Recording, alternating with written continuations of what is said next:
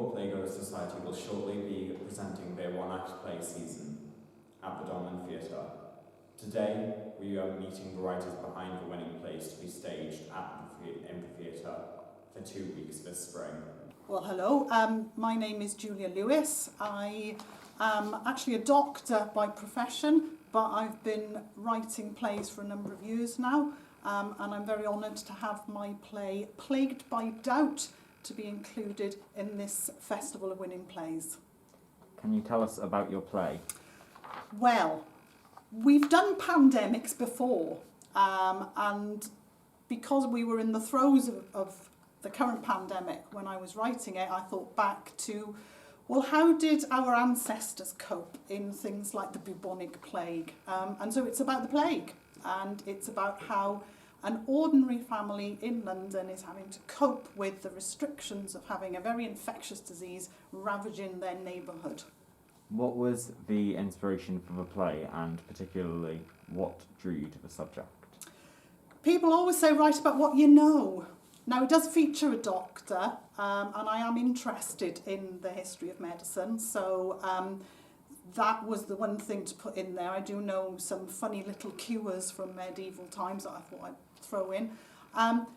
But it was a pandemic, and we're in a pandemic, and it was literally that connection. Let's take the restrictions and the way we're having to deal with the pandemic currently and throw them back into medieval times and see if we could get a little satirical comedy out of that. I'd previously written a longer play called Leeches, which was about a medieval physician. So I already had a little notebook that was full of strange cures from medieval times. And many years ago, I read a book called The Physicians of Myddfai, and they were actually real Welsh physicians who were working in the court of one of the Welsh princes, and they've got some very weird and wonderful cures in their book, so I used a few of those. You also have to, it's very simple things like you actually need an accurate map of what London looked like in medieval times, because if you're going to say that somebody walked around certain streets, you know there'll be someone in the audience that knows the reality, so you do have to, even simple things like get maps of London from the 1300s. Can you tell us about the characters? So you have Thomas Doubt. Thomas was, prior to the plague, he is a cart owner, and he would have gone around hiring out his cart to transport people and produce around the streets of London. And of course, when the pandemic strikes, he has to think about how he can change his money-making ventures. So he's a typical entrepreneur. He turns into a carrier of the dead. So he looks to make money anyway.